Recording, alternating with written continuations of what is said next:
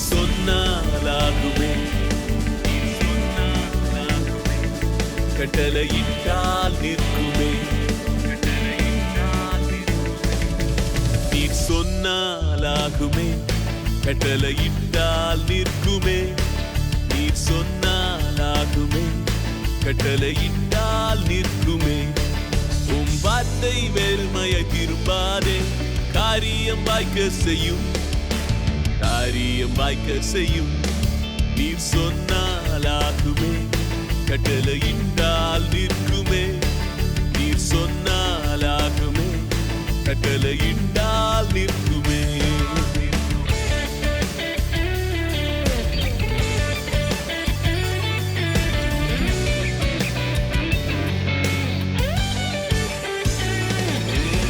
வார்த்தை எலியாவை போஷித்ததே, அதிசய வல்லமை செய்திட்டதே.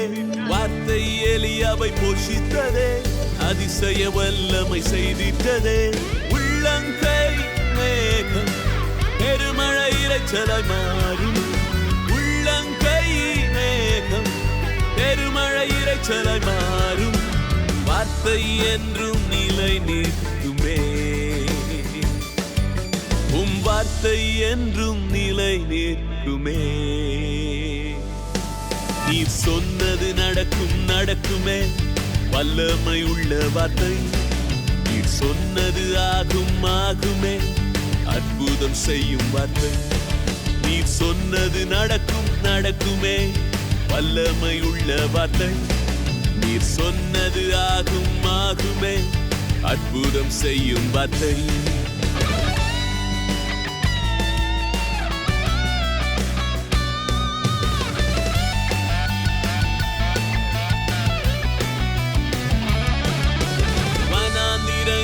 வயல்வெளியாய் உந்தன் வார்த்தை மாற்றுமே, வனாந்திரங்கள் வயல்வெளியாய் உந்தன் வார்த்தை மாற்றுமே. அக்கினி ஜுவாலை விளக்குமே, பெண்மான்களினம் செய்யுமே. அக்கினி ஜுவாலை விளக்குமே, பெண்மான்களினம் செய்யுமே. வார்த்தை என்றும் இணையற்றதே, உம் வார்த்தை என்றும் இணையற்றதே. நீர் சொன்னது நடக்கும், நடக்குமே, வல்லமை உள்ள வார்த்தை. நீர் சொன்னது ஆகும், ஆகுமே, அற்புதம் செய்யும் வார்த்தை. நீர் சொன்னது நடக்கும், நடக்குமே, வல்லமை உள்ள வார்த்தை. நீர் சொன்னது ஆகும், ஆகுமே, அற்புதம் செய்யும் வார்த்தை. நீர் சொன்னது நடக்கும், நடக்குமே, வல்லமை உள்ள வார்த்தை. நீர் சொன்னது ஆகும், ஆகுமே, அற்புதம் செய்யும் வார்த்தை. நீர் சொன்னது நடக்கும், நடக்குமே, வல்லமை உள்ள வார்த்தை. நீர் சொன்னது ஆகும், ஆகுமே, அற்புதம் செய்யும் வார்த்தை.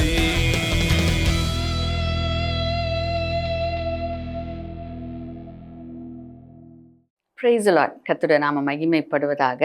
இந்த நாளும் கேர்சல் செய்தியின் மூலமாக உங்களை சந்திப்பது மகிழ்ச்சி. இயேசு செய்த அற்புதங்களும் அடையாளங்களும் என்ற தலைப்பில் நம்ம தொடர்ந்து செய்திகளை நம்ம பார்த்து வந்து கொண்டு இருக்கிறோம். ஸோ இன்னைக்கு அந்த தலைப்பின் கீழ் கடைசி செய்தியை நம்ம பார்க்க இருக்கிறோம். ஆண்டவராகிய இயேசு கிறிஸ்து உயிர்த்தெழுந்தது பின்பாக சீஷர்களை பார்க்க வரும் பொழுது அந்த இடத்துல சீஷர்கள் மீன் பிடிக்கும்படியாக கடந்து போயிருந்தாங்க. ஆனால் அன்றைய இரவும் அவங்களுக்கு மீன் கிடைக்கல. ஸோ அந்த நேரத்துலையும் ஆண்டவர் ஒரு அற்புதத்தை செய்து வலை கிளியத்தக்க விதத்தில் அநேக மீன்களை பிடிக்கத்தக்கதாக ஆண்டோடைய வல்லமை அந்த இடத்துல வெளிப்படுகிறதை குறித்து நம்ம வாசித்தோம். இதை குறித்து நம்ம தியானித்திருக்கிறோம். ஸோ இந்த சம்பவத்திலேருந்து இன்னும் சில சத்தியங்களை இந்த நாளில் நாம் கற்றுக்கொள்ள இருக்கிறோம். ஆகையால் யோவான் 21ஆம் அதிகாரம் 3ஆம் வசனத்தை முதலாவது நம்ம வாசிக்க கேட்போம். சீமோன் பேதுரு மற்றவர்களை நோக்கி, மீன் பிடிக்க போகிறேன் என்றான். அதற்கு அவர்கள், நாங்களும் உடனே கூட வருகிறோம் என்றார்கள். அவர்கள் புறப்பட்டு போய் உடனே படவேறினார்கள். அந்த ராத்திரியிலே அவர்கள் ஒன்றும் பிடிக்கவில்லை. இப்போ இந்த வசனத்தின் முதல் பகுதியில் பார்க்கும்போது அந்த இடத்துல பேதுரு என்ன சொல்லுகிறார்? நான் மீன் பிடிக்க போறேன் அப்படின்னு சொல்றார். அப்போ அந்த இடத்துல தான் ஒரு தீர்மானத்தை எடுத்து அந்த தீர்மானத்தை அந்த இடத்துல மற்றவங்களிடத்தில் சொல்லுகிறதை நாம் பார்க்கிறோம். பேதுருவை தேவன் அந்த இடத்துல அழைத்திருந்தார் தேவனுடைய ஊழியத்தை செய்யும்படியாக. ஏனென்றால் இதே மாதிரி ஒரு சம்பவத்தில் ஆண்டவர் அன்னைக்கு இரவில் அவங்க இரவு ஃபுல்லாக பிரயாசப்பட்டு மீன் கிடைக்காத அந்த சூழ்நிலையில் ஆண்டவராகிய இயேசு கிறிஸ்து பேதுருவை தேடி வந்து அந்த இடத்துல அற்புதத்தை செய்ததை நாம் நினைவு கூற முடியும். அப்போ அந்த அற்புதத்தை செய்ததுக்கு பின்பாக ஆண்டவராகிய இயேசு கிறிஸ்து பேதுருவை குறித்து அவனுடைய வாழ்க்கையில் இருந்த அந்த அழைப்பை குறித்து அவனிடத்துல சொல்லுகிறதையும் அந்த அழைப்பை அவர் ஏற்றுக்கொண்டு அதை இயேசுவுக்கு பின்பாக அவர் சென்றதையும் நாம் அறிந்திருக்கிறோம். அப்போ இந்த இடத்துல மனுஷனை பிடிக்கும்படியாக மீன் பிடித்து கொண்டிருந்த பேதுருவை இனி நீ மீன் பிடிக்க மாட்டா, உன்னை மனுஷன் பிடிக்கிறவனாக மாற்றுகிறேன் என்று சொல்லி இயேசு அந்த இடத்துல ஒரு அழைப்பை கொடுக்கிறார். அப்போ மனுஷனை பிடிக்கிறதுனா என்ன? ஆத்துமாக்களை தேவனுக்காக ஆதாயம் பண்ணுகிற ஒரு ஊழியம். ஸோ இந்த அழைப்பை அங்கே பேதுருவுக்கு ஆண்டவராகிய இயேசு கிறிஸ்து கொடுத்த பொழுது அதை ஏற்றுக்கொண்டு இயேசுவுக்கு பின்பாக அவர் வந்ததை நாம் அறிந்திருக்கிறோம். அப்போ இங்கே ஆண்டவராகிய இயேசு கிறிஸ்து மரித்தார், ஆனால் 3ஆம் நாள் உயிரோடு எழும்பி ஜீவனோடு இருக்கிறார். ஏற்கனவே வந்து சீஷர்களை பார்த்து சந்தித்திருக்கிறார், நான் உயிரோடு இருக்கிறேன் அப்படின்றத வெளிப்படுத்தி இருக்கிறார். இப்படிப்பட்ட ஒரு சூழ்நிலை மத்தியில் பேதுரு மீண்டும் தன் பழைய வாழ்க்கைக்கு அழைப்பதற்கு முன்பாக என்ன செய்து கொண்டிருந்தாரோ அதை செய்வதற்கு இந்த நேரத்தில் ஒரு தீர்மானத்தை எடுக்கிறதை நாம் பார்க்கிறோம். அப்போ அப்படின்னா என்ன அர்த்தம்? ஆண்டவர் அழைத்த அழைப்பு அதை விட்டுட்டு மீண்டும் நான் பழைய வாழ்க்கைக்கு போகிறேன், ஒரு பின்மாற்றத்துக்குள்ளே நான் கடந்து போகிறேன் அப்படின்னு சொல்லிட்டு அவர் அந்த இடத்துல ஒரு அறிக்கை செய்கிறார். அப்போ கவனமாக நம்ம பார்க்க வேண்டிய காரியம், இப்போ பேதுரு இந்த வார்த்தைகளை பேசின பொழுது உடனடியாக அவரோடு இருந்த மற்றவர்களும் என்ன சொல்கிறாங்க? நாங்களும் வருகிறோம். அன்னைக்கு என்ன சொன்னாங்க? நாங்களும் அந்த அழைப்புக்குள்ளே அழைக்கப்பட்ட அந்த அழைப்புக்கு பின்பாக நாங்களும் செயல்படுகிறோம் அப்படின்னு இணைந்து வந்தாங்க. இப்போ பேதுரு பின்மாற்றத்துக்குள்ளே கடந்து போகும்போது அந்த அழைப்பை விட்டு விட்டு தேவன் எதற்காக அவர்களை முன்குறித்தாரோ, எதற்காக அவர்களை அழைத்தாரோ அதை விட்டு விட்டு என்னுடைய காரியத்தை நான் செய்ய போகிறேன் அப்படின்னு சொல்லிட்டு பேதுரு ஒரு பின்மாற்றத்துக்குள்ளே கடந்து போகிற ஒரு ஸ்டேட்மெண்ட்டை, ஒரு வார்த்தையை அவர் பேசின பொழுது மற்றவர்களும் அதையே அவர்கள் பின்பற்றுகிறதை நாம் பார்க்கிறோம். ஏனென்றால் அப்படிப்பட்ட ஒரு ஸ்தானத்தில் பேதுருவை தேவன் வைத்திருந்தார். அப்போ உன் மூலமாக நான் சபையை வந்து கட்டுவேன் அப்படின்னு சொல்லிட்டு ஆண்டவர் சொன்னார். உன்னை நான் பயன்படுத்துவேன், ஊழியத்தில் பயன்படுத்துவேன் அப்படின்னு ஆண்டவர் சொன்னார். அப்போ பேதுருவை கொண்டு தேவன் ஒரு திட்டத்தை வைத்திருந்தார். அப்போ அந்த திட்டத்தை மறந்து போய், இல்லை தேவன் கொடுத்த வாக்குத்தத்தத்தை மறந்து போய், தேவன் அழைத்த அழைப்பை மறந்து போய் இப்போ இருக்கிற சூழ்நிலையை பார்த்து கலங்கி பயந்து என்ன செய்ய போகிறேன் அப்படின்னு சொல்லிட்டு ஒரு எண்ணத்தில் அவர் என்ன பண்ணுகிறார்? மீண்டும் பழைய வாழ்க்கைக்குள்ளே கடந்து போகிற ஒரு தீர்மானத்தை எடுக்கிறதை நாம் பார்க்குறோம். பேதுரு ஒரு தலைமைத்துவத்தில் இருந்ததுனால அவர் எடுக்கிற ஒரு தீர்மானம் அவங்களை சார்ந்தவங்களே பாதிக்கிறதை நம்ம பார்க்குறோம். இப்போ இவர் இப்படிப்பட்ட ஒரு தீர்மானத்தை எடுத்ததுனால எல்லாரும் என்ன பண்ணுறாங்க? நாங்களும் வரோம் அப்படின்னு சொல்லிட்டு தேவன் அவர்களை அழைத்த அழைப்பை மறந்து போய், தேவன் எதற்காக அவர்களை பிரித்தெடுத்தார், எவ்வளோ நாள் ட்ரைனிங் கொடுத்துருக்கிறாரு, கூட வைத்திருக்கிறார், எப்படி ஊழியம் செய்யணும்னு கற்றுக் கொடுத்துருக்கிறார். ஸோ இவ்வளோ காரியங்களை மறந்து போய் அவர்கள் மீண்டும் தாங்கள் விரும்புகிற காரியத்தை செய்யும்படியாக அவர்கள் அந்த இடத்துல செயல்படுகிறதை நாம் பார்க்கிறோம். அப்போ இந்த இடத்துல நம்ம கற்றுக்கொள்ள வேண்டிய காரியம், ஒரு தலைமைத்துவத்தில் நம்ம இருக்கிறோம், இல்லை நம்ம சொல்கிறத கேட்டு நம்மளை ஃபாலோ பண்ணுறாங்க, நம்ம சொல்கிறத கேட்டு ஆவிக்குரிய வாழ்க்கையில் வளர்கிறவங்க இருக்கிறாங்க அப்படின்னா நீங்கள் மிகவும் ஜாக்கிரதையாக உங்களுடைய தீர்மானத்தில் இருக்க வேண்டும், உங்களுடைய செயல்களில் நீங்கள் மிகவும் ஜாக்கிரதையாக இருக்க வேண்டும். ஏனென்றால் உங்களை பின்பற்றுகிறவர்கள் நீங்கள் ஒரு தவறான முடிவை எடுப்பதனால மற்றவர்களுடைய வாழ்க்கையும் பாதிக்கப்படக்கூடாது. அப்போ இந்த இடத்துல பேதுரு எடுக்கிற ஒரு தீர்மானம், ஓகே, ஆண்டவராகிய இயேசு கிறிஸ்து ஒருவேளை மரித்து போய் விட்டார் அப்படின்னா கூட ஓகே, என்ன செய்கிறது எனக்கு தெரில, அவர் வாக்கு கொடுத்தார், கூட இருந்தார், கற்றுக் கொடுத்தார், இப்போ இல்லை, அதனால நான் இந்த தீர்மானம் எடுக்கிறேன் அப்படின்னு சொன்னால் கூட நம்ம ஏற்றுக்கொள்ளலாம். ஆனால் அது ஏற்றுக்கொள்ளக்கூடிய காரியம் இல்லை. ஏனென்றால் ஆண்டவர் வாக்கு கொடுத்திருப்பார் என்றால், அழைத்திருப்பார் என்றால் அதை நிறைவேற்ற அவர் பலனை கொடுக்கிறவராயிருக்கிறார், வழிகாட்டுகிறவராயிருக்கிறார். அதற்காக தான் அத்தனை வருஷம் கூட வச்சு ட்ரைனிங் கொடுத்துருக்கிறார். ஆனால் இந்த இடத்துல பார்க்குறோம், ஆண்டவராகிய இயேசு கிறிஸ்து மரித்து போய் மீண்டும் உயிரோடு எழும்பி அவர்களுக்கு நான் உயிரோடு இருக்கிறேன் அப்படின்றத காமித்ததற்கு பின்பாகவும், நான் உங்களோட தான் இருக்கிறேன், உங்கள் கூட இருந்து நான் உங்களுக்கு உதவி செய்வேன், எப்படி நான் உங்கள் கூட சரீர பிரகாரமாக இருந்தேனோ அதே போல் நான் மீண்டும் உங்களுக்கு கூட இருந்து காரியங்களை செய்வேன். அது மட்டுமல்ல, நான் போக போகிறேன், ஆனாலும் பரிசுத்த ஆவியானவரை உங்களுக்காக, வேற ஒரு தேற்றரவாளனை, ஒரு உதவி செய்யும் நபரை உங்களுக்குள்ளே இருக்கும்படியாக, உங்களோட இருக்கும்படியாக ஆண்டவராகிய இயேசு கிறிஸ்து இங்கே பூமியில் வாழ்ந்தப்ப சரீர பிரகாரமாக இருந்தபடினால் ஒரு நேரத்தில் ஒரு இடத்துல தான் இருக்க முடியும். ஆனால் ஆவியானவர் உங்களுக்குள் எப்பொழுதும் எல்லா நேரத்திலும் என்ன செய்தாலும் உங்களோட இருந்து உங்களை பலப்படுத்தி உங்களை பயன்படுத்த, நீங்கள் மற்றவங்களுக்கு ஆசீர்வாதமாக இருக்க, நீங்கள் அழைக்கப்பட்ட அழைப்பை நிறைவேற்ற உங்களோட கூட இருக்க போகிறார் என்பதை அவர்கள் அறிந்திருந்தும் ஆண்டவராகிய இயேசு கிறிஸ்து அதை குறித்து அவ்வப்போது அவர்களோடு பேசி இருந்தாலும், நான் இப்போ கடந்து போகிறேன், ஆனாலும் மீண்டும் நான் வருவேன், நான் அவங்க கூட தான் இருப்பேன் என்பதை உறுதிப்படுத்தி இருந்தார். ஆனாலும் இந்த இடத்துல பேதுரு அந்த காரியத்தை அவர் செய்கிறதை நாம் பார்க்கிறோம். ஒரு தீர்மானத்தை எடுத்து உடனடியாக அதில் செயல்படுகிறத நம்ம பார்க்குறோம். அப்போ தீர்மானம் ஒரு பகுதி. ஒரு தீர்மானத்தை எடுக்கிறதுக்கு முன்பாக நம்ம யோசிக்கணும், நம்ம சிந்திக்கணும். ஏன் பேதுரு இப்படிப்பட்ட ஒரு தீர்மானத்தை எடுத்தார்? அவர் சூழ்நிலையை பார்த்தார், அவர் பிரச்சனையை பார்த்தார், அவர் தேவைகளை பார்த்தார், அவருடைய கவலைகள் பெருகிறதுக்கு அவர் இடம் கொடுத்தார். ஆண்டவர் என்ன சொன்னார், ஆண்டவருடைய அழைப்பு என்ன, கர்த்தர் என்னை குறித்து என்ன சொல்லியிருக்கிறார், நான் என்ன செய்யணும் அப்படின்னு ஆண்டவராகிய இயேசு கிறிஸ்து என்னிடத்துல சொன்ன காரியம் என்ன என்பதை அவர் நினைக்காமல், அது தன்னுடைய இருதயத்தில் அதை தியானிக்காமல், அந்த சிந்தனையே அவருக்கு இல்லாமல் சூழ்நிலையை மாத்திரம் பார்த்து ஒரு தீர்மானத்தை எடுக்கிறத நம்ம பார்க்கிறோம். அப்போ தலைமைத்துவத்தில் இருக்கிறவங்க இல்லை ஒவ்வொரு கிறிஸ்தவர்களும், ஏனென்றால் கிறிஸ்தவர்கள் ஆண்டவரை ஏற்றுக்கொண்டவர்கள், உங்களை பார்க்கிறவங்க கிறிஸ்துவை பார்க்க வேண்டும், அவருடைய வல்லமையை பார்க்க வேண்டும். அப்போ எல்லாருமே நம்ம ஒரு உதாரணமாக இருக்கிறோம். அப்போ நாம் சரியான தீர்மானங்களை எடுக்க வேண்டும். நம்முடைய சூழ்நிலைகளோ, நம்முடைய இமோஷன்ஸோ, நம்முடைய பயங்களோ, இவைகள் அடிப்படையில் தீர்மானத்தை நாம் எடுக்கக்கூடாது. இதில் ஜாக்கிரதையாய் நீங்கள் இருப்பது அவசியமாக இருக்கிறது. அப்போ இந்த இடத்துல அந்த தீர்மானம் எடுக்கப்பட்டதுனால ஒருத்தர் ஒரு தீர்மானத்தை எடுக்கும்போது அநேகர் பின்பற்றுகிறதை நாம் பார்க்கிறோம்.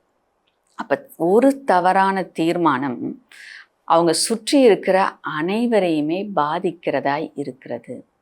ஆகையால் தான் ஒவ்வொரு தீர்மானமும் ஜாக்கிரதையாக நாம் எடுக்க வேண்டியது அவசியமாக இருக்கிறது. அப்போ தீர்மானம் எடுத்தாச்சு, அடுத்தது அதன்படியே செயல்படுகிறார்கள், உடனடியே செயல்படுறாங்க.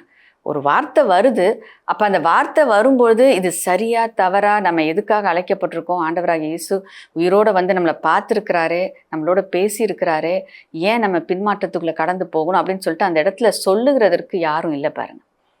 யாராவது ஒருத்தர் அப்படிப்பட்ட ஒரு வார்த்தை அந்த இடத்துல பேசியிருந்தா யோசிச்சிருப்பாங்க, அங்கே கொஞ்சம் டைம் கொடுத்துருப்பாங்க. ஆனால் பிசாசு என்ன பண்ணுறான், இப்படிப்பட்ட தீர்மானங்களை எடுக்கும்போது சில நேரத்தில் கோபத்தில் சில தீர்மானங்களை எடுத்துருவாங்க மனிதர்கள்.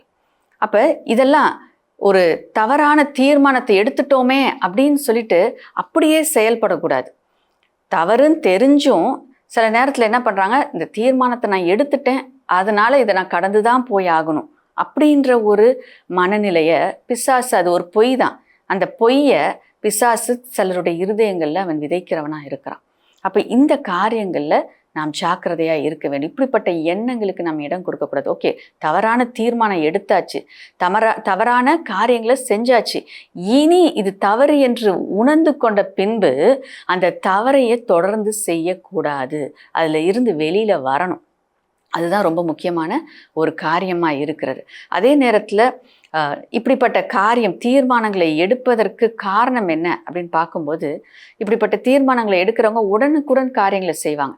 வெட்டு 1 துண்டு 2 அப்படின்னு சொல்லிட்டு உடனே அவ்வளோதான், உறவு முறிஞ்சு போச்சு, அவ்வளோதான், இனி நான் இந்த காரியத்தை செய்ய மாட்டேன், இனி ஆண்டவருக்காக நான் வாழ மாட்டேன், இனி ஆண்டவருக்காக சாட்சியாக நான் இருக்க மாட்டேன் இப்படின்னு சொல்லிட்டு ஒரு உடனுக்குடன் எடுக்கிற முடிவுகள் அது நிச்சயமாக அவங்களுக்கு ஆசீர்வாதமாக இருக்க போகிறது கிடையாது, அவங்களை சார்ந்தவங்களுக்கு ஆசீர்வாதமாக இருக்க போவது கிடையாது.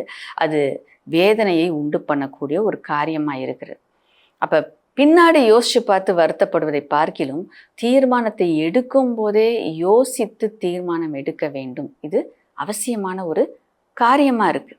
ஏனென்றால் அந்த இடத்துல நம்ம பார்க்கும் பொழுது அந்த சத்ருவானவன் என்ன செய்கிறான் அப்படின்னா, ஒரு எண்ணத்தை போடுறான். அந்த எண்ணத்தை குறித்து சிந்திக்காதபடிக்கு, இல்லை தேவன் இதை குறித்து என்ன சொல்கிறார் அப்படின்னு யோசிக்க விடாதபடிக்கு அவன் சீக்கிரமாக காரியங்களை செய்ய வைக்கிறவனாக இருக்கிறான். இப்போ ஆண்டவருக்கு காத்திருக்கிறவர்கள் இப்படிப்பட்ட தீர்மானங்களை நிச்சயமாக எடுக்க மாட்டாங்க. அந்த நேரத்தில் ஓகே, இப்படி ஒரு ஐடியா வந்திருக்கு, இப்படிப்பட்ட ஒரு யோசனை வந்திருக்கு, நம்ம என்ன செய்யலாம், அதை குறித்து ஜெபிக்கலாம் அப்படின்னு சொல்லிட்டு அவர்கள் ஜெபித்திருப்பார்கள் என்றால், ஏன்னா நிச்சயமாக இப்படிப்பட்ட ஒரு வாழ்க்கையை தான் அவங்க வாழ்ந்தாங்க. ஆண்டவராகிய இயேசு கிறிஸ்துவோடு இருந்தாங்க, ஒவ்வொரு காரியத்தை செய்யும் போதும் ஜெபித்தார்கள், செயல்பட்டார்கள். அப்போ தெரியும் என்ன செய்யணும்னு அவங்களுக்கு தெரியும். ஆனால் இந்த இடத்துல சத்ருவானவன் என்ன பண்ணுறான், அப்படிப்பட்ட ஒரு காரியத்தை செய்ய விடாதபடிக்கு, தேவனை குறித்தே சிந்தனை வராதபடிக்கு, தேவனுக்கு அந்த நேரத்தில் இடம் கொடுக்க முடியாதபடிக்கு அவன் நெருக்கி ஏவி துரிதமாய் அவனுடைய காரியத்தை செய்வதற்கு அவர்களை உந்தி தள்ளுகிறதை நாம் பார்க்கிறோம். அப்போ உடனுக்குடன் நம்ம தீர்மானத்தை எடுக்கக்கூடாது. சில நேரத்தில் கோபத்தில் நம்ம தீர்மானம் எடுக்கும்போது தவறான தீர்மானத்தை நம்ம எடுப்போம். அப்போ அந்த கோபப்படும் போது நம்ம தீர்மானம் எடுக்க வேண்டியது இல்லை, நாம் நிதானத்துக்கு கடந்து வர வேண்டும். அப்போ அந்த நேரத்தில் ஒரு தீர்மானத்தை கட்டாயமாக எடுக்கணும்னு அவசியம் இல்லை. பொறுமையாக நம்ம அந்த கோபம் தணிகிறதுக்கு நம்ம இடம் கொடுக்கணும், அந்த நேரம் கடந்து போகிறதுக்கு நம்ம இடம் கொடுக்கணும். நம்ம ஆண்டோடைய பாதத்தில் அமர்ந்து இருக்கணும். நீங்கள் இதை குறித்து என்ன சொல்கிறீங்க அப்படின்னு சொல்லிட்டு தேவனிடத்தில் நம்ம கேட்கணும். ஜெபத்தில் அமர்ந்து இருக்க வேண்டும், ஜெபித்து காரியங்களை செய்யணும், ஜெபித்து தீர்மானத்தை எடுக்கணும்.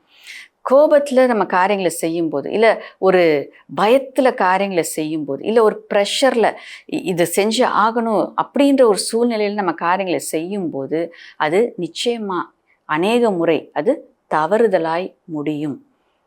ஆனால் அந்த நேரத்தில், அந்த ப்ரெஷரான நேரத்தில், அந்த பயம் நிறைந்த நேரத்தில், கவலை நிறைந்த நேரத்தில் நம்ம என்ன செய்யணும், ஆண்டோடைய பாதத்தை பற்றிக்கொள்ளணும், ஆண்டோடைய சமூகத்துக்கு ஓடணும், ஜெபிக்கணும்.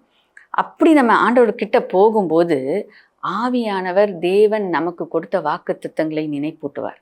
அந்த சூழ்நிலையை குறித்து ஆண்டவர் என்ன சொல்லியிருக்கிறார், இல்லை அந்த சூழ்நிலையை கையாளுவதற்கு தேவன் பலனை கொடுப்பார், தேவன் வழியை காட்டுவார், என்ன செய்யணும் என்ன செய்யக்கூடாது அப்படின்னு சொல்லிட்டு கற்றுக் கொடுப்பார். அப்போ இந்த காரியங்கள் மிகவும் முக்கியமான ஒரு காரியங்களாய் இருக்கிறது. அப்போ பின்மாற்றத்துக்குள்ளே போவதற்கு இப்படிப்பட்ட எண்ணங்கள், சத்ரு விதைக்கிற விதைக்கு நம்ம இடம் கொடாதபடிக்கு அவருடைய பாதத்தில் அமர்ந்திருந்து தேவன் என்ன சொல்லுகிறார் என்பதை அறிந்து கொண்டு செயல்பட வேண்டும். நம்ம ஒருத்தர் எடுக்கிற தீர்மானம் அந்த முழு அந்த கூட்டத்தையே ஒரு பின்மாற்றத்துக்குள்ளே கொண்டு போக ஒரு சூழ்நிலையாய் அது மாறி போனதை நாம் பார்க்கிறோம். ஆகையால் தான் நீங்கள் எடுக்கிற ஒவ்வொரு தீர்மானமும் தேவனை சார்ந்து கொண்டு அவர் கற்றுக் கொடுக்கிறதை, அவர் சொல்லுகிறதை நீங்கள் செய்யும்போது உங்கள் குடும்பம் காப்பாற்றப்படும், உங்களுடைய சார்ந்தவர்கள் பாதுகாப்பாக இருப்பார்கள், நீங்கள் எல்லாரும் ரட்சிப்பில் நிலை நிற்க முடியும், தேவன் அழைத்த அழைப்பில் நிலை நிற்க முடியும். தேவன் எங்கே உங்களை நாட்டி இருக்கிறாரோ அந்த இடத்துல நீங்கள் நிலை நின்று கனி கொடுக்கிறவர்களாய் மாற முடியும்.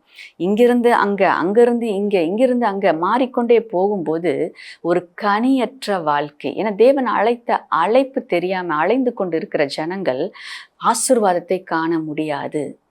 ஏனென்றால் தேவன் ஒரு இடத்துல தான் ஒரு நபரை நாட்டி இருக்கிறார். அப்போ அந்த இடத்துல அவங்க நாட்டப்பட்டு இருக்கும்போது தான் அவர்கள் ஆசீர்வாதத்தை காண முடியும், அவர்கள் கனியுள்ளவர்களாய் இருக்க முடியும்.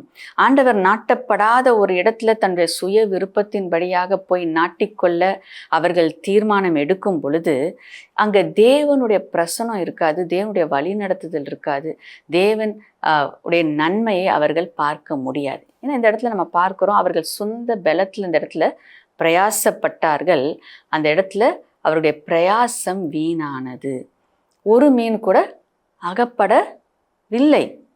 அப்போ இந்த இடத்துல நம்ம அறிந்து கொள்ள வேண்டிய காரியம், தேவனுடைய அழைப்பை நம்ம செய்யும்போது தான் நம்ம சக்ஸஸ்ஃபுல்லான ஒரு சமாதானமான ஒரு நிறைவான ஒரு வாழ்க்கையை நம்ம வாழ முடியும். தேவனுடைய திட்டத்தை விட்டு நம்ம வெளியே இருப்போம் என்றால் அந்த நிறைவை, அந்த பாதுகாப்பை, அந்த சமாதானத்தை நாம் பெற்றுக்கொள்ள முடியாது.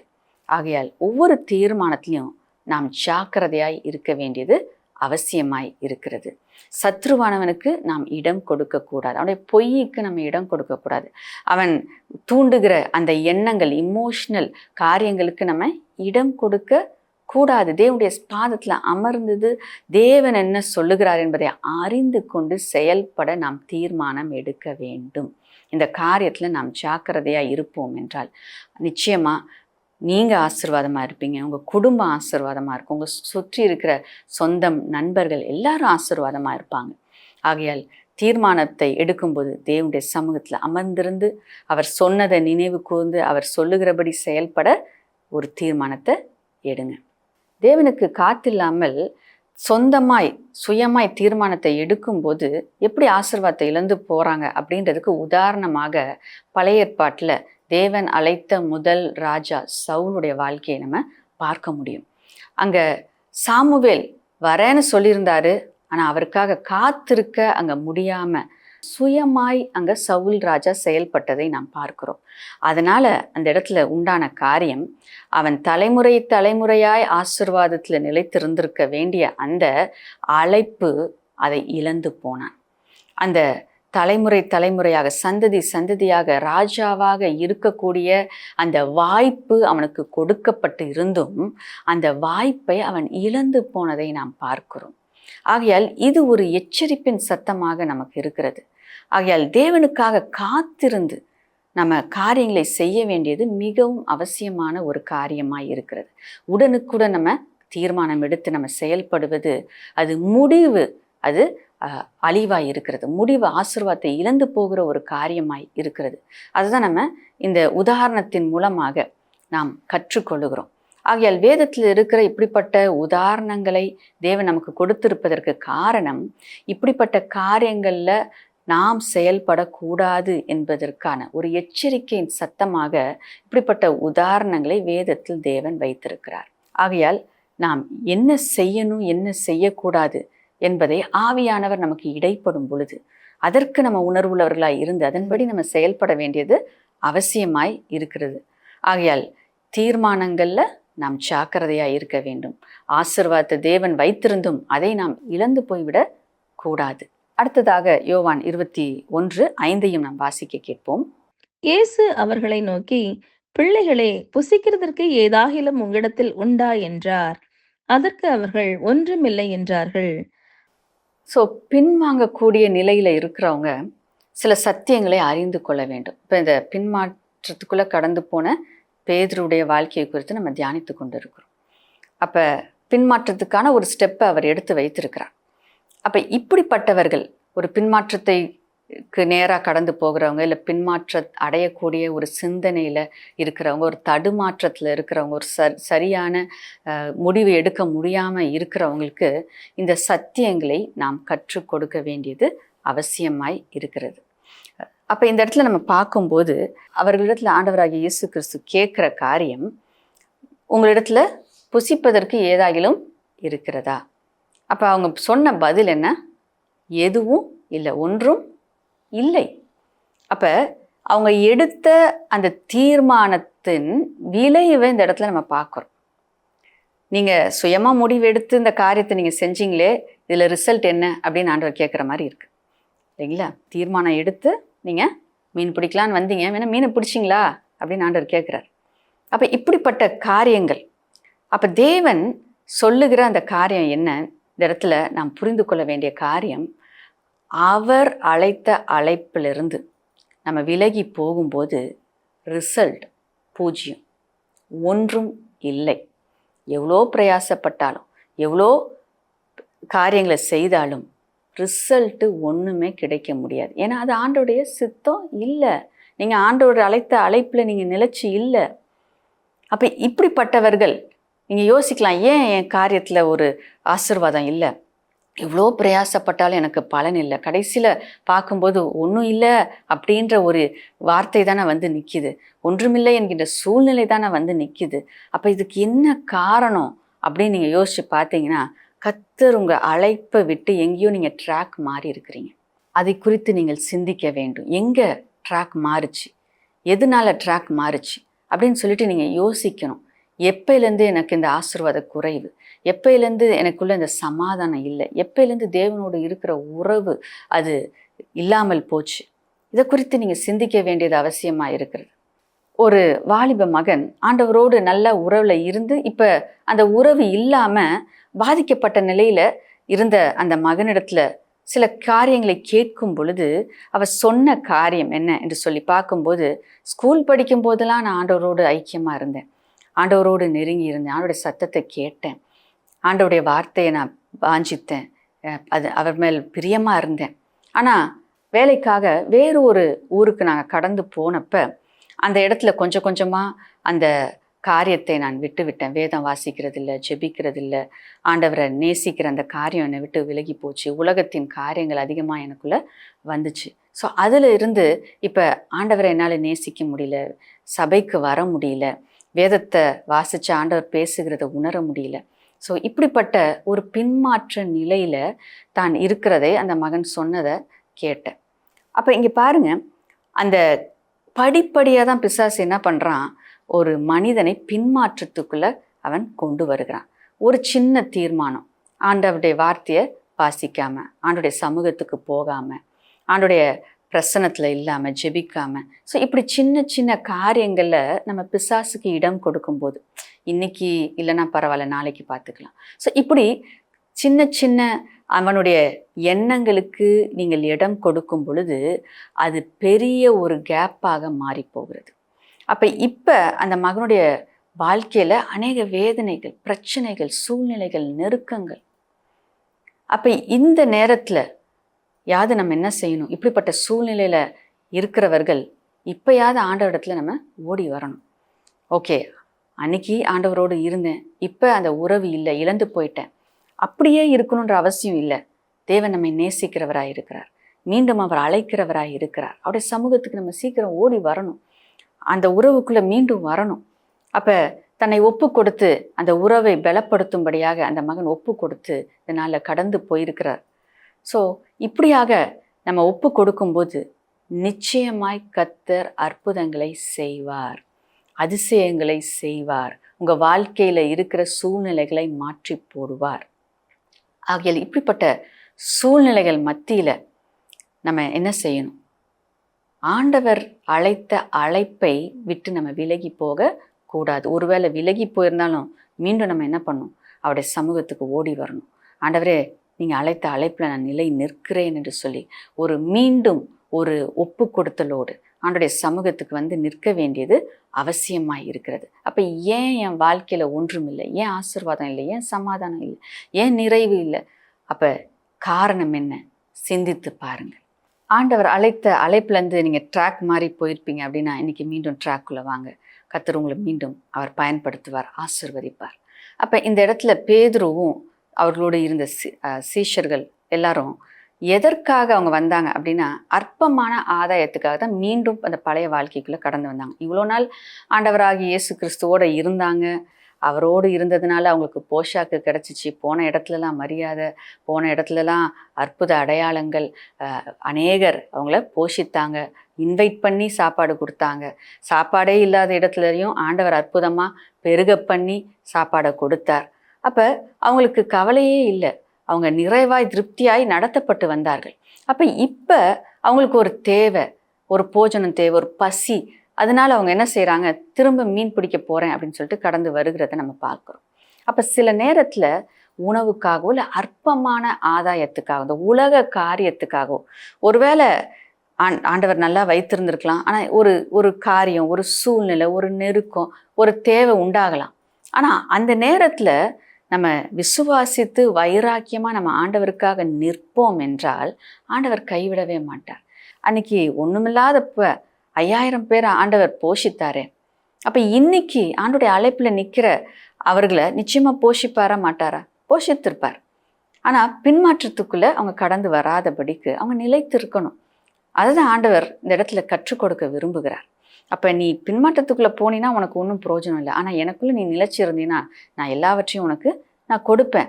அப்போ பின்பாக இந்த வசனங்கள் ஏற்கனவே நம்ம தியானித்தோம். அதில் நம்ம பார்க்குறோம், ஆண்டவராகிய இயேசு கிறிஸ்து ரெடியாக மீனை அவர் அந்த நெருப்பு தணலில் வைத்திருந்தார்.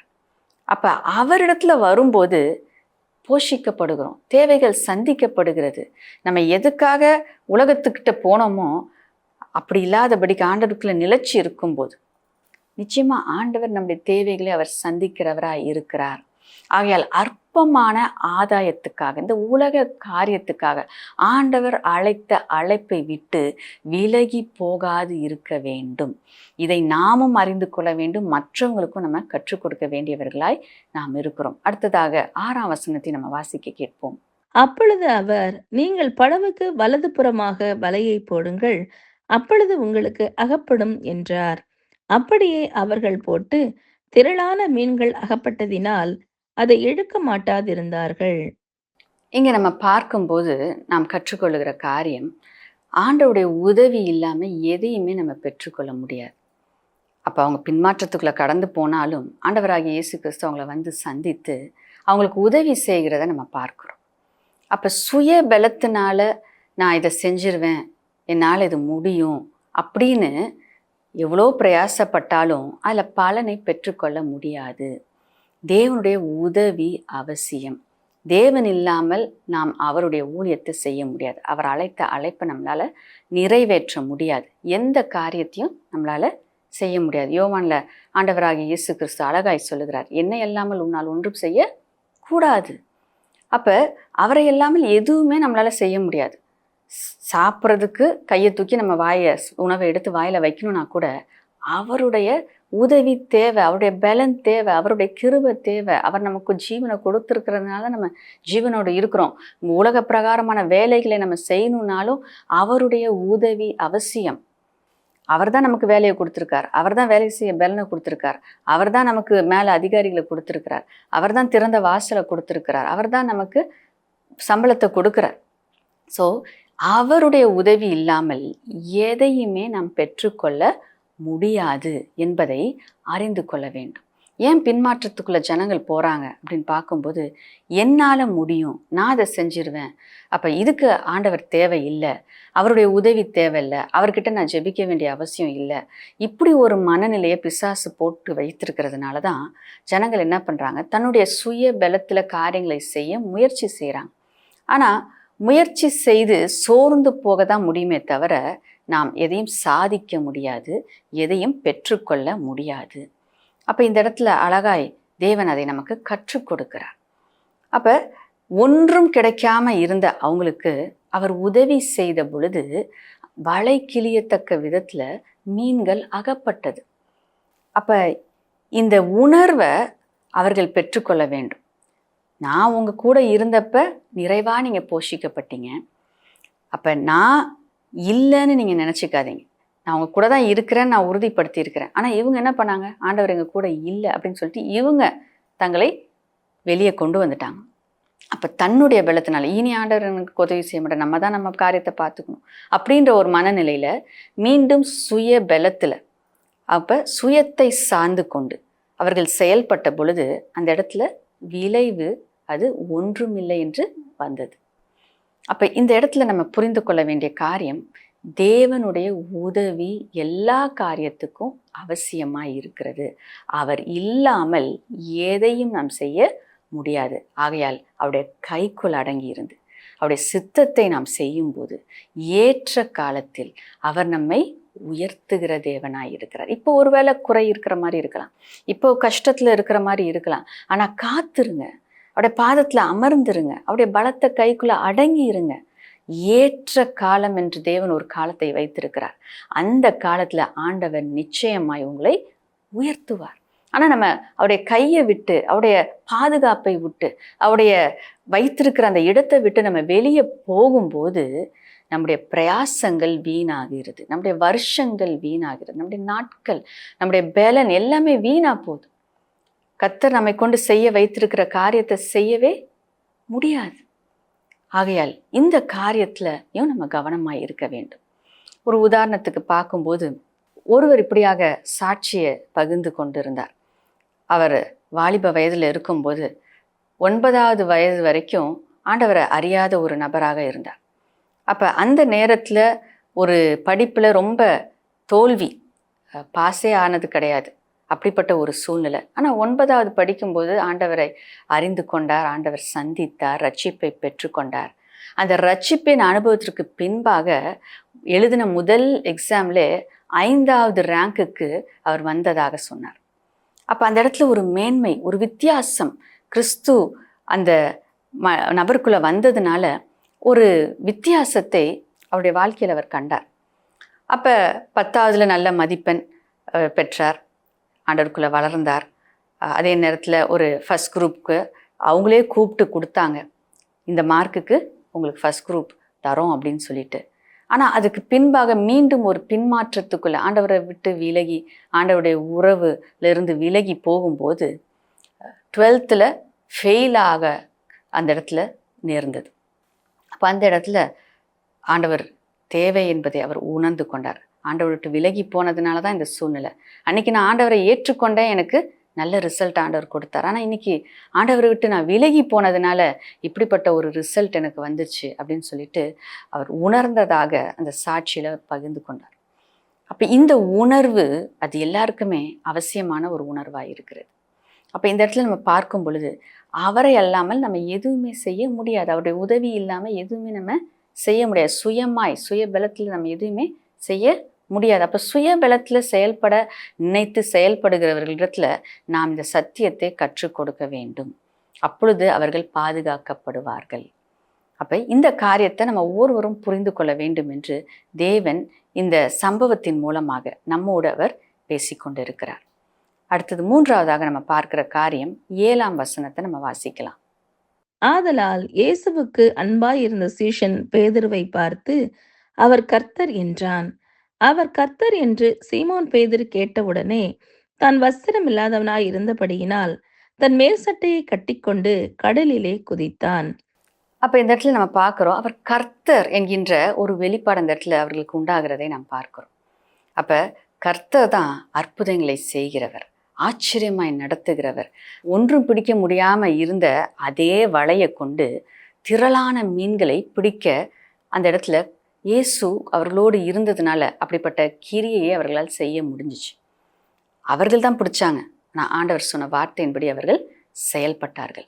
அப்போ தேவனை நம்பி அவருடைய வார்த்தையின்படி நம்ம செயல்படும் போது தேவன் நம்மை திரளாய் ஆசீர்வதிக்கிறவராய் இருக்கிறார், குறைவின்றி நடத்துகிறவராய் இருக்கிறார். அப்போ அவர் மேல் நம்பிக்கையை நம்ம விட்டுவிடக்கூடாது. எந்த சூழ்நிலையிலும் ஒன்றுமே இல்லை அப்படின்ற நிலையில இருந்து தான் ஆண்டவர் திரளான மீன்களை அவர்களை பிடிக்க வைத்தார். அப்போ தேவன் மேல் இருக்கிற நம்பிக்கை அது விட்டுவிடவே கூடாது. எப்படிப்பட்ட சூழ்நிலையில் நெருக்கத்தில் நம்ம கடந்து போனாலும் அவர் மேல் வைத்திருக்கிற நம்பிக்கையில் நம்ம நிலைத்திருக்கும் பொழுது திரளான ஆசீர்வாதத்தை தேவன் கொடுக்க முடியும். சில நேரத்தில் நான் ஆண்டவருக்காக காத்திருந்தேன், ஆண்டவருக்காக இதை செஞ்சேன், ஆனால் எனக்கு என் வாழ்க்கையில் இன்னும் இந்த பிரச்சனை, இன்னும் இந்த தரித்திரம், இன்னும் இப்படிப்பட்ட சூழ்நிலை, இன்னும் இந்த கட்டு, இன்னும் எனக்கு ஆசீர்வாதம் இல்லை, இன்னும் எனக்கு விடுதலை இல்லை அப்படின்றதுனால சோர்ந்து போய் பின்மாற்றம் அடைகிற ஜனங்கள் உண்டு. ஆனால் நாம் அறிந்து கொள்ள வேண்டிய காரியம், அப்படிப்பட்ட நிலையிலிருந்து தான் தேவன் நம்மை உயர்த்துகிறவராக இருக்கிறார். நம்ம காத்திருக்கணும், விசுவாசத்தில் நிலைச்சிருக்கணும், அவரை பற்றி கொள்ளணும். அவரை இல்லாமல் நமக்கு விடுதலை இல்லை, அவரை இல்லாமல் நமக்கு ஆசீர்வாதம் இல்லை. அதே நேரத்தில் அவரை விசுவாசிக்காமல், அவரை நம்ம பற்றி கொள்ளாமல் அவரிடத்துலேருந்து நம்ம பெற்றுக்கொள்ள முடியாது. ஆகையால் அவரை முழுமையாய் நம்பி அவரை பற்றி கொள்ளும்போது, அவருக்காக காத்திருக்கும்போது, அவருடைய வார்த்தையின்படி செயல்பட துணிந்து நம்ம செயல்படும் போது தேவன் அதில் பலனை கொடுக்கிறவராய் இருக்கிறார். ஆகையால் சோர்ந்து போய் பின்மாற்றம் அடைகிறவர்களுக்கு நம்ம உற்சாகப்படுத்த வேண்டும்.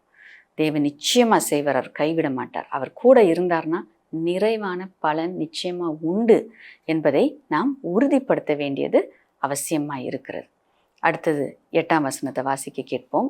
மற்ற சீஷர்கள் கரைக்கு ஏறக்குறைய 200 முழ தூரத்தில் இருந்தபடியினால் படவிலிருந்து கொண்டே மீன்களுள்ள வலையை இழுத்து கொண்டு வந்தார்கள்.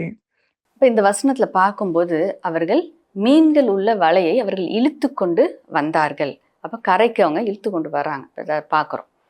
அப்போ ஆண்டவராகிய இயேசு கிறிஸ்து அவர்களோடு இருந்து அவர்கள் அழைத்த அழைப்பில் அவங்க நிலை நிற்கும்போது எப்படி இவங்க மீன்களை இழுத்து கொண்டு வருகிறார்களோ அதே போல் அவர்களை அழைத்த அழைப்பு என்ன, நீங்கள் இனி மீன் பிடிக்க மாட்டீங்க, மனுஷர் பிடிக்கிறவர்கள அவங்கள மாற்றுன்னு ஆண்டவர் சொன்னார்.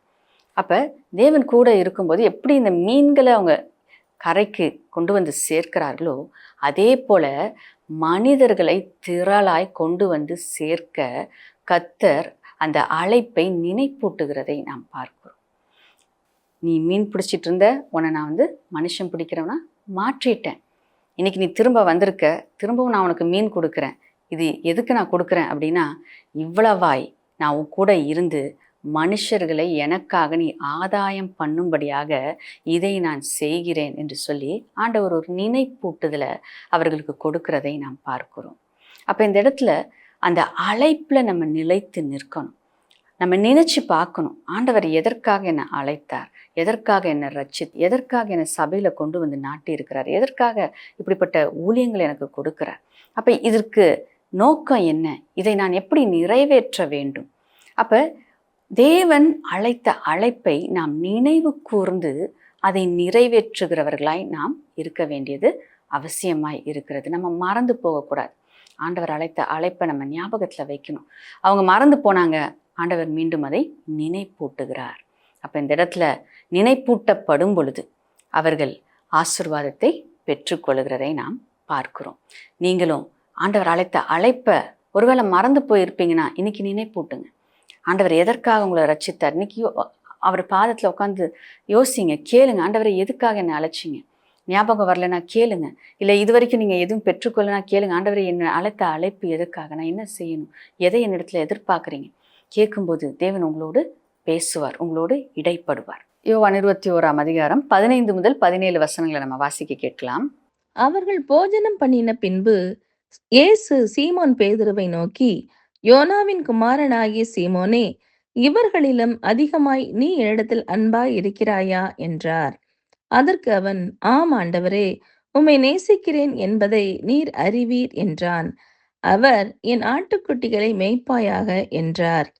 இரண்டாம் தரம் அவர் அவனை நோக்கி, யோனாவின் குமாரனாகிய சீமோனே, நீ என்னிடத்தில் அன்பாய் இருக்கிறாயா என்றார். அதற்கு அவன், ஆம் ஆண்டவரே, உம்மை நேசிக்கிறேன் என்பதை நீர் அறிவீர் என்றான். அவர், என் ஆடுகளை மேய்ப்பாயாக என்றார். மூன்றாம் தரம் அவர் அவனை நோக்கி, யோனாவின் குமாரனாகிய சீமோனே, நீ என்னை நேசிக்கிறாயா என்று அவர் மூன்றாம் தரம் தன்னை கேட்டபடியினாலே பேதுரு துக்கப்பட்டு, ஆண்டவரே, நீர் எல்லாவற்றையும் அறிந்திருக்கிறீர், நான் உம்மை நேசிக்கிறேன் என்பதையும் நீர் அறிவீர் என்றான். இயேசு, என் ஆடுகளை மேய்ப்பாயாக என்றார். இப்போ இந்த சம்பவத்திலேருந்து நம்ம பார்க்குற காரியம், ஸோ இப்படி பின்மாற்றத்துக்குள்ளே இருக்கிறவர்களை எப்படி ஆண்டவர் அணுகினார் அப்படின்றத இந்த இடத்துல நம்ம பார்க்குறோம். அப்போ இங்கே நம்ம கற்றுக்கொள்கிற காரியம், இயேசு எப்படி பேதுருவிடத்தில் பேசினார். முதலாவது அழைத்த அழைப்பை நினைப்பூட்டினார், உறுதிப்படுத்தினார். என் ஆடுகளை மேய்க்கும்படியாதான் உன்னை நான் முன்குறிச்சேன், அழைச்சேன், அதை நீ செய்வாயா அப்படின்றத ஆண்டவர் கேட்டு அதை உறுதிப்படுத்துகிறத பார்க்குறோம். அவருடைய நீ என்னை நேசிக்கிறாயா அப்படின்றதையும் ஆண்டவர் அந்த இடத்துல உறுதிப்படுத்தி கொள்ளுகிறத நம்ம பார்க்குறோம். அப்போ இப்படிப்பட்ட ஒரு சூழ்நிலையில் ஆண்டவர் நம்பிக்கை வைத்து ஊழியத்தை கொடுத்து காரியங்களை செய்யும்போது அந்த இடத்துல அவர் இப்படி பின்மாற்றத்துக்குள்ளே போகும்போது அது எவ்வளோ வேதனையாக இருக்கும். அவருக்கு எவ்வளோ உறுதிப்படுத்தி இருக்கிறார், எவ்வளோ நன்மைகளை பெற்றிருக்கிறாங்க, எவ்வளவோ ஆண்டவர் அவங்களுக்கு செஞ்சுருக்கிறார். ஆனால் அதெல்லாம் மறந்து மீண்டும் அவங்க பழைய வாழ்க்கைக்குள்ளே போகும்போது ஒரு எதிர்பார்த்திருந்த காரியம் நடக்காத பொழுது எவ்வளோ நமக்கு அது கஷ்டத்தை கொடுக்குது, எவ்வளோ வேதனை அது உண்டு பண்ணுகிறது. அப்படிப்பட்ட வேதனை ஆண்டவராகிய இயேசுக்கும் நிச்சயமாக இருந்திருக்கும். ஆனால் அந்த வேதனையின் மத்தியில் அதை வெளிப்படுத்தாமல் எப்படி அழகாய் அந்த இடத்துல பேதுருவை ஆண்டவராகிய இயேசு கையாளுகிறார் என்பதை நம்ம பார்க்குறோம். ஸோ இந்த காரியத்தை நாமும் கற்றுக்கொள்ள வேண்டியது அவசியமாக இருக்குது. அப்போ அந்த இடத்துல நீ இப்படி செஞ்சுட்ட, நீ இப்படி பண்ணிட்ட அப்படின்னு சொல்லிட்டு அந்த இடத்துல ஆண்டவர் குத்தி காமிக்கல, காயப்படுத்தலை, அந்த இடத்துல அழகாய் கேட்கிறார். அப்போ நீ என்னை விட்டு போனதுக்கு காரணம் அந்த அன்பு குறைஞ்சதுனால தானே. அப்போ அந்த இடத்துல ஏன் என்னை நேசிக்கலன்னு ஆண்டவர் கேட்கல, ஆண்டவர் கேட்குறார், என்னை நேசிக்கிறாயா அப்படின்னு கேட்குறார். என்னை நீ இன்னும் நேசிக்கிறாயா, என் மேலே நீ அன்பு வச்சிருக்கிறாயா, நான் உன்னை அழைத்த அழைப்பை நீ மறந்து போயிட்டியா, நீ ஞாபகம் வச்சிருக்கிறியா, இதுக்காக தான் நான் உன்னை அழைச்சேன் அப்படின்னு சொல்லிட்டு ஆண்டவர் அழகாக இந்த இடத்துல பேசுகிறதை நாம் பார்க்கிறோம். தேவன் அப்படிப்பட்ட கிருபைகளை உங்களுக்கு கொடுப்பாராக. இப்படியாக அன்பாய் பேசி அந்த ஆத்துமாக்களை மீண்டும் அவனுடைய சமூகத்துக்கு கொண்டு வருவது தேவன் நம்மிடத்துல எதிர்பார்க்கிற காரியமாய் இருக்கிறது. அப்போ இந்த இடத்துல ஆண்டவராகிய இயேசு கிறிஸ்து அன்பை வெளிப்படுத்தினார். அவர் நேசிக்கிறத அவர் உறுதிப்படுத்தினார். நான் உன்னை இன்னும் நம்புகிறேன், நான் உன்னை இன்னும் நேசிக்கிறேன், நான் உன்னை உன் மேலே கோவப்படலை, உன்னை நான் வெறுத்து தள்ளலை, நான் உனக்கு கொடுத்த அந்த அழைப்பை நீ என்னை விட்டு விலகி போன, என்னை நம்பலை அப்படின்றதுக்காக நான் என்ன பண்ண போகிறதில்ல, இந்த அழைப்பை நான் எடுத்து போட போகிறதில்ல, நான் உன்னை கொண்டு தான் செய்ய போகிறேன், நான் உன்னை நம்பி இருக்கிறேன், இதை நீ செய் அப்படின்னு சொல்லிட்டு ஆண்டவர் அந்த அழைப்பை மீண்டும் உறுதிப்படுத்தி, அவருடைய அன்பை மீண்டும் உறுதிப்படுத்தி அந்த அழைப்புக்குள்ள பேதுருவை மீண்டும் கொண்டு வருகிறதை நாம் பார்க்கிறோம். அவர் மனம் உடைந்து தேவனை நேசிப்பதில் அவர் அந்த இடத்துல தன்னை உறுதிப்படுத்தி கொள்ளுகிறதை நாம் பார்க்கிறோம். ஆகையால் நாமும் கூட ஒருவேளை அந்த அன்பு நமக்கு தணிந்து போயிருக்கும் என்றால், தேவன் அழைத்த அழைப்பை நம்ம மறந்து போயிருப்போம் என்றால், இன்னைக்கு தேவனுடைய அன்பான வார்த்தைகள் உங்களை நோக்கி வருகிறது. அவரை நேசிக்க ஒப்பு கொடுங்க, அவர் அழைத்த அழைப்பில் நிலை நிற்க ஒப்பு கொடுங்க, அவருக்காக வாழ ஒப்பு கொடுங்க. பேதுரு தன்னை அர்ப்பணித்து தன்னுடைய ஜீவகாலம் முழுவதும், ஏன் தன்னுடைய ஜீவனை கொடுக்க கூட அவர் துணிந்து தன்னை ஜீவனையே தேவனுக்காக அவர் கொடுத்தார். அவர் வாழ்ந்த நாட்களில் வைராக்கியமாய் தேவனுக்காக வாழ்ந்தார். அப்படிப்பட்ட அழைப்பில் நிலை நிற்கும்படியாக தேவன் உங்களையும் அழைக்கிறார். தேவன் அழைத்த அழைப்பில் நிலை நிற்க நீங்கள் ஆயத்தமாக இருக்கிறீங்களா? தேவன் அழைத்த அழைப்பில் கடைசி வரைக்கும் அந்த ஓட்டத்தை ஓட, அவருக்காக வாழ, ஜீவகாலம் முழுவதும் தேவன் அழைத்த அழைப்பை நிறைவேற்ற நீங்கள் ஒரு தீர்மானத்தை இந்த நாளில் எடுப்பீங்களா? கர்த்தர் அதை உங்களிடத்துல எதிர்பார்க்கிறார். இன்னைக்கு ஒப்பு கொடுப்போமா? ஸ்தோத்திரம் அப்பா, உமக்கு நன்றி செலுத்துகிறோம் ராஜா. நீர் நல்லவர், கிருபை உள்ளவர் அப்பா. நீர் கர்த்தாவே அப்பா, எத்தனை நன்மைகளை எங்களுக்கு செய்திருக்கிறீர், எத்தனை முறை உங்கள் அழைப்பை நீர் எங்களுக்கு உறுதிப்படுத்தி இருக்கிறீர் அப்பா. எங்களை கொண்டு நீங்கள் என்ன செய்யணும்னு நீங்கள் பேசி இருக்கிறீங்களே, அதற்காக நாங்கள் நன்றி செலுத்துகிறோம் அப்பா. நாங்கள் ஒருவேளை பின்மாற்றத்துக்குள்ளே கடந்து போயிருந்தாலும், உங்களை மறந்து போயிருந்தாலும், நீங்கள் அழைத்த அழைப்பை விட்டு எங்கள் சொந்த காரியத்தை நாங்கள் செய்ய அப்பா கடந்து போயிருந்தாலும், இன்னும் உங்கள் அன்பு அப்பா எங்களை கர்த்தாவே நெருக்கி ஏவுகிறது ராஜா. இன்னும் நீர் எங்களை நேசிக்கிறீர். உங்களுடைய அன்பு கர்த்தாவே எங்களோடு இருக்கிறது. நீங்கள் எங்களை கர்த்தாவை வெறுத்து தள்ளவில்லை, நீங்கள் எங்களை நேசிக்கிறீங்க. இன்னைக்கும் அந்த அன்பு நிமித்தமா நீர் எங்களோடு பேசி இருக்கிறீங்க. இந்த வார்த்தைகளுக்காக நாங்கள் நன்றி சொல்லுகிறோம் அப்பா. அப்பா, இனி பின்மாற்றத்துக்குள்ள நாங்கள் போக மாட்டோம் என்று ஒப்பு கொடுக்கிற ஒவ்வொருவரையும் இந்த நேரத்தில் நம்முடைய அன்புனால நீர் அணைத்து கொள்வீராக. அன்னைக்கு பேதுருவை தேடி வந்தீங்க, எல்லாருக்கும் முன்னாடியும் அப்பா பேதுருவிக்கிட்ட நீங்கள் பேசலை அப்பா, நீங்கள் காயப்படுத்த விரும்பலை அப்பா, நீங்கள் கூப்பிட்டு தனியாக பேதுருவிடத்துல பேசுனீங்க ராஜா. அது போல இன்னைக்கு ஒவ்வொருவரும் தனிப்பட்ட விதத்தில் நீங்கள் பேசி இருக்கிறீங்க. நம்முடைய அன்பை ஒவ்வொருவரும் ஏற்றுக்கொண்டு மீண்டும் அந்த அழைப்புக்குள்ள கடந்து வந்து அப்பா, நீங்கள் வைத்திருக்கிற அந்த ஆசீர்வாதங்களை, ஆத்துமாக்களை அவர்கள் உமக்காக அதை ஆதாயம் செய்கிற கிருபையை ஒவ்வொருவருக்கும் நீர் கொடுப்பீராக என்று நாங்கள் ஜெபிக்கிறோம் அப்பா. பின்மாற்றத்துக்குள்ள கடந்து போய் கொண்டிருக்கிற அப்பா, என் குடும்பத்தில் இருக்கிறவங்க பின்மாற்றத்தில் போயிட்டாங்க, என் நண்பர்கள் பின்மாற்றத்தில் போயிட்டாங்க என்று பாரப்பட்டு ஜெபிக்கிறவர்களுக்காக இந்த நேரத்தில் உம்மை நோக்கி நாங்கள் பார்க்கிறோம் அப்பா. இயேசுவின் நாமத்தினால பின்மாற்றத்துக்குள்ள கடந்து போயிருக்கிற ஆத்துமாக்கள் இப்பொழுதே இயேசுவின் இரத்தத்தை நாங்கள் தெளிக்கிறோம். அவர்கள் மீட்கப்படுவார்களாக, மீண்டும் உம்மண்டை கர்த்தாவே ஈர்த்து கொள்ளப்படுவார்களாக. இயேசுவின் நாமத்தினால் அவர்களை நீர் தொடுவீராக, அவர்களை நீர் விடுவிப்பீராக, சத்ருவின் பொய்யிலிருந்து விடுவிப்பீராக, சத்ருவின் கட்டிலிருந்து விடுவிப்பீராக அப்பா. கர்த்தாவே, பொய்யானதை நம்பிக்கொண்டு உம்மை விட்டு விலகாதபடிக்கு, உங்களுடைய தரிசனத்தை விட்டு விலகி போய் அப்பா நன்மையற்றவர்களாய் அப்பா கர்த்தாவே வாழாதபடிக்கு, நன்மையை இழந்து போகாதபடிக்கு அவர்களை மீண்டும் நீர் இழுத்துக் கொள்வீராக என்று நாங்கள் ஜெபிக்கிறோம் அப்பா. அப்பா, யார் யாருக்காக ஜெபித்து கொண்டிருக்கிறார்களோ அப்பா கர்த்தாவே, யார் யாரெல்லாம் பின்மாற்றத்துக்குள்ள இருக்கிறாங்களோ அவர்கள் மீது கல்வாரி சிலுவையின் இரத்தத்தை இப்பொழுதே நாங்கள் தெளிக்கிறோம். ரத்தம் அவர்களை மீட்டு கொள்ளட்டும், மீட்டு கொண்டு வரட்டும் ராஜா. அப்பா, நீர் கர்த்தாவே அப்பா இந்த நேரத்தில் இடைப்படுவீராக. மனக்கண்களை திறப்பீராக. அப்பா, பேதுருவோடு தனிப்பட்ட விதத்தில் நீங்கள் பேசுனீங்களே, அப்படி ஒவ்வொருத்தரோடும் நீர் பேசுவீராக, இடைப்படுவீராக, சத்தியத்தை அறிந்து கொள்ள உதவி செய்வீராக. அப்பா, இந்த வார்த்தையை கேட்டுக்கொண்டிருக்கிற ஒவ்வொருவரும் அப்பா கத்தாவை பின்மாற்றத்துக்குள்ள இருக்கிறவர்களுக்கு உடைய அன்பை சொல்லி, உடைய வார்த்தையை சொல்லி, உடைய சத்தியத்தை அவர்கள் புரிந்து கொள்ளும்படியாக எடுத்து சொல்லி, அப்பா உடைய அன்பை வெளிப்படுத்தி மீண்டும் அவர்களை கத்தாவே உடைய அன்புல வந்து நிலைநாட்டுகிற கிருபையை ஒவ்வொருவருக்கும் நீர் கொடுப்பீராக என்று நாங்கள் ஜெபிக்கிறோம்.